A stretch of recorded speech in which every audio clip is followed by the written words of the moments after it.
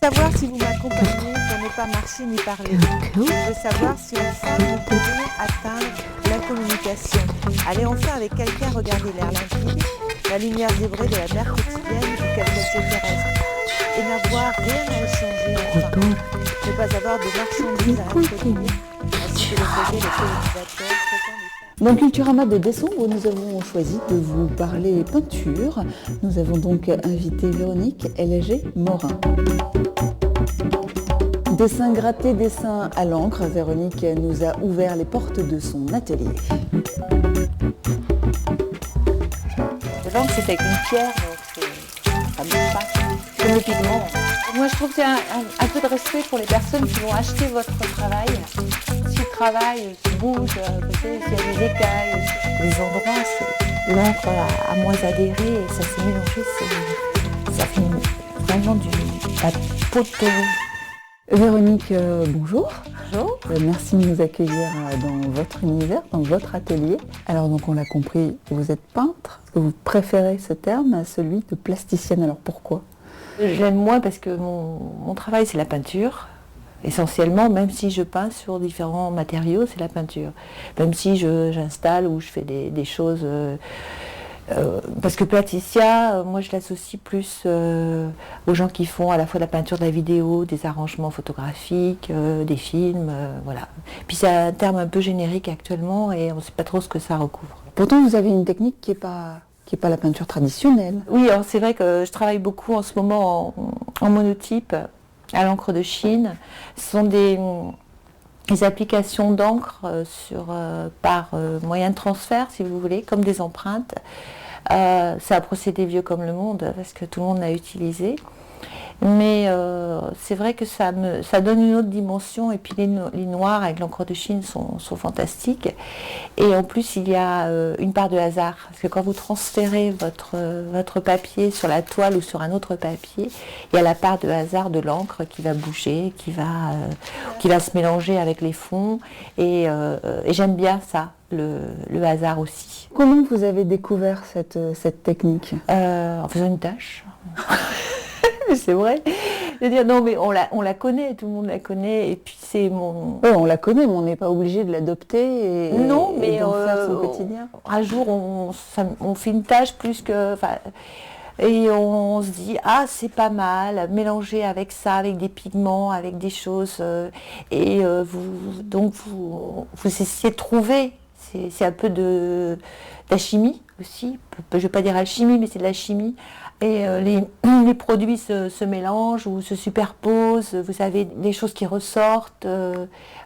Puis l'encre de Chine, même si c'est liquide, et puis que je fais un transfert, ça donne de la matière. Les lettres, les mots sont quelque chose qui ont beaucoup d'importance pour vous? Ça fait partie complètement de votre œuvre? Ah oui, tout à fait. J'ai fait des séries de toiles d'inspiration ou d'illustration qui m'ont été inspirées par des livres.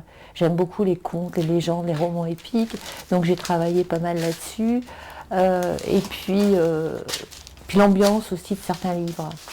Donc vous avez une ambiance et puis vous dites « Ah, c'est le moment de lire ce livre » parce alors je ne sais pas si c'est le moment, mais il correspond à ce qu'on ressent ou ce qu'on peint. Il y a une correspondance, voilà. Justement, vous avez choisi de nous parler d'un de ces livres qui vous a inspiré. C'est un livre de Pablo Neruda. La rose détachée. Mignonne, allons voir si la rose qui ce matin avait Cet amour déclos. tout entier, si vivant encore Les et mots, tout il ensoleillé. suffit qu'on les C'est aime le tien. pour écrire un poème. C'est le mien. Plus je vieillis, Celui plus je vois que ceux qui ne s'évanouissent Les livres pas peuvent se sont les diviser en deux groupes. Les livres du moment et les livres... si vrai, Mais cet d'autres amour fois, si on beau, pleure. Pourquoi sans si amour et heureux, sans haine, si mon joyeux, cœur la a poésie, tant de si peine. dérisoire. Ne pas avoir de marchandises à introduire, ainsi que le faisaient les colonisateurs, troquant les pacotilles contre du silence. Je paie ici votre silence. D'accord, je vous offre le mien, à une condition, de ne pas nous comprendre.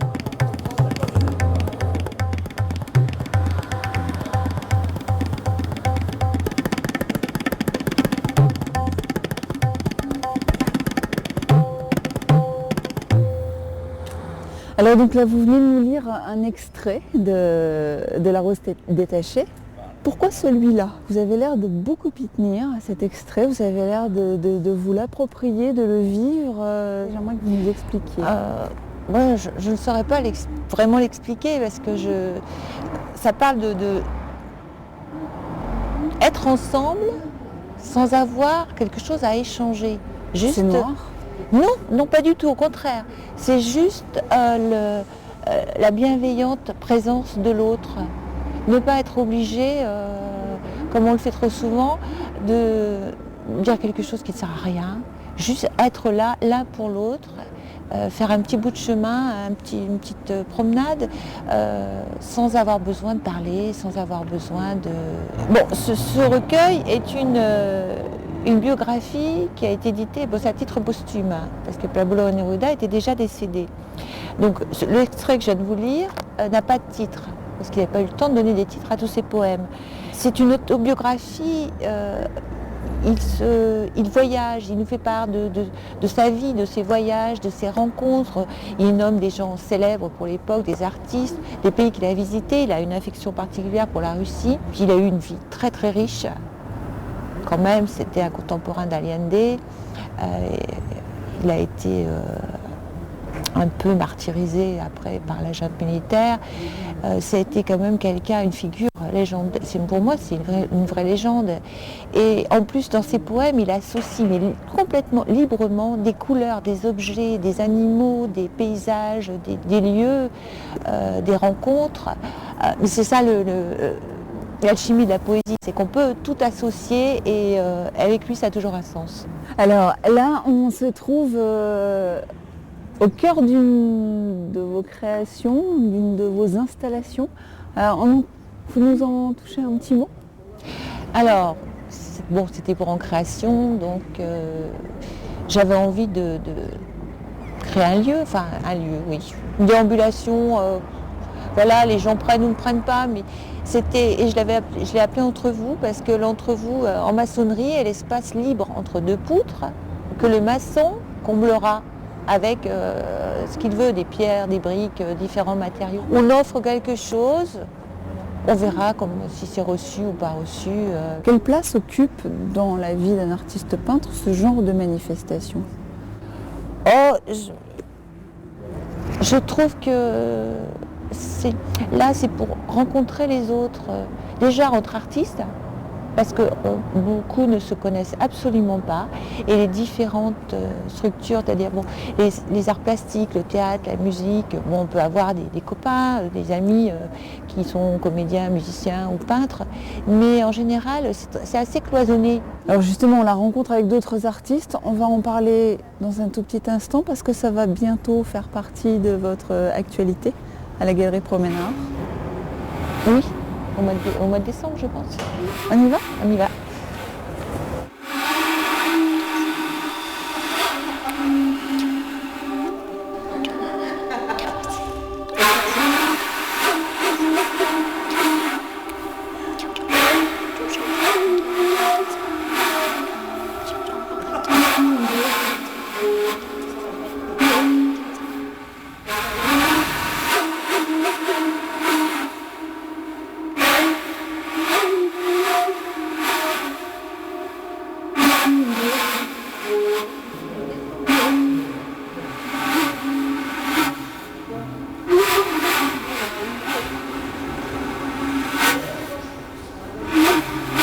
Alors donc Véronique, on est ici à la Galerie Promenade. Donc aujourd'hui, il y a une exposition qui est exclusivement la vôtre. Mais donc en décembre, au moment de la diffusion de cette émission, vous serez exposé avec d'autres artistes. C'est important pour vous, tout à l'heure vous nous en avez parlé, cet échange. Entre artistes? Oui. Oui, bien sûr. Bien sûr, et puis on n'a pas l'exclusivité des murs en plus. C'est quelque chose d'enrichissant? Oui, si on arrive à communiquer. Parce que ça, c'est pas garanti. Ah ben non, c'est pas garanti, parce qu'on a tous nos personnalités, Oui, mais une galerie, ici, je vois Eddie, Jacques, Patrick, ils prennent... Voilà, et c'est eux qui disposent des artistes, les toiles des artistes, et ils font mieux. Il y a une sorte de confiance. Oui, voilà, oui. Ça veut dire que c'est vous qui choisissez l'endroit où vous exposez?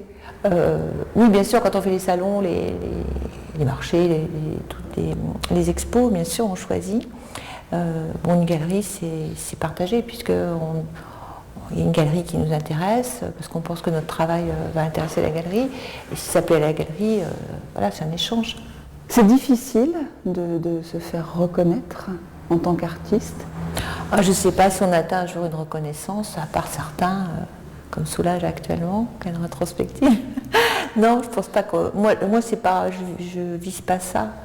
La reconnaissance... C'est quoi pour vous, peindre? Peindre, c'est vital. C'est de l'oxygène, c'est un besoin, une envie,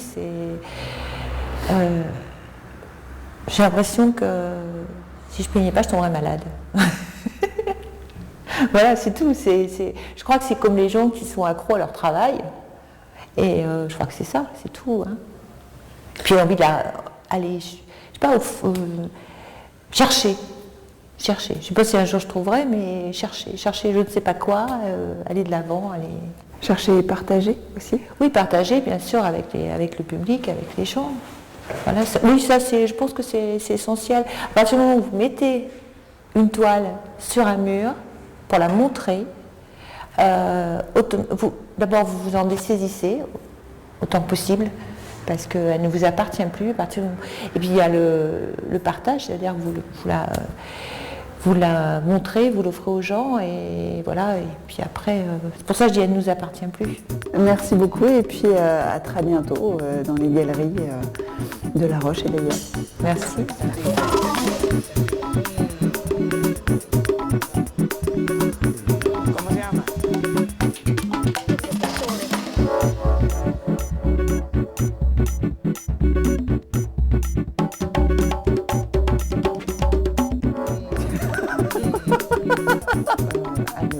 Au marché de l'art, voilà, je vais refaire